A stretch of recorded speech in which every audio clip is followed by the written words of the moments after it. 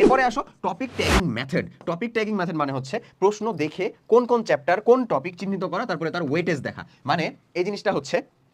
এমন যে প্রশ্ন দেখবা তুমি, প্রশ্ন যে তোমার কাছে আছে টোটাল প্রশ্নের লিস্টটা, সেই প্রশ্নের লিস্টটা দেখার পরে প্রশ্ন দেখো, প্রশ্ন দেখার পরে চিহ্নিত করো যে তুমি প্রশ্ন দেখার পরে সেটাকে চিহ্নিত করতে পারতেছো কিনা। অনেকের কাছে মনে হতে পারে যে আদৌ কি এটা সম্ভব, বাট বিলিভ মি তোমার আমার না হতে পারে, বাট আমাদের মধ্যে এমন মেলা মানুষজন আছে, আমারও হয়তো এককালে, যে এই প্রশ্ন দেখার পরে ধরো এটা ফিজিক্সের কোশ্চেন, এতটুকু যেহেতু এটা পদার্থবিজ্ঞানী করতেছে তার মানে এটা ফিজিক্সেরই কোশ্চেন, ওটা তুমি বুঝছো,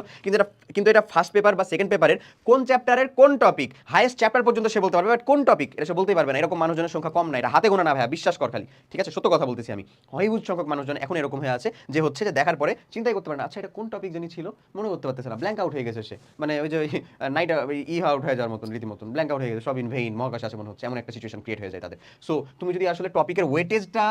বাড়াতে পারো, কিরকম ভাবে, বারবার সেটাকে রিপিটেডলি দেখার মাধ্যমে, তুমি যদি আসলে টপিকটাকে ট্যাগ করতে পারো যে এটা হচ্ছে এই চ্যাপ্টারের এই টপিক, অ্যাটলিস্ট ওই কোয়েশ্চেন সলভ করার প্রবাবিলিটি অনেকাংশে তোমার জন্য বেড়ে যায়। এটা আমি যে কেউ স্বীকার করতে বাধ্য হবো। তবে আমরা এটা সত্য কথা, অ্যাটলিস্ট এই এইচএসসির একেবারে কয়দিন পরে পরীক্ষা দিব, এই সময় এসে আসলে কোনো মানুষ যদি চিন্তা করে যে আসলে ভাই এটা কোন চ্যাপ্টার আমি সেটাই ধরতে পারছি না, সো তার জন্য আসলে একটু বেদনা বা দুঃখজনক কি আমার মনে হয়, সে আমাকে হতাশও করবে এরকমই মনে হয়। আমার এই গাইডেন্স নিয়েও তার খুব বেশি উপকার হবে বলে আমার মনে হয় না। বাট অ্যাটলিস্ট যারা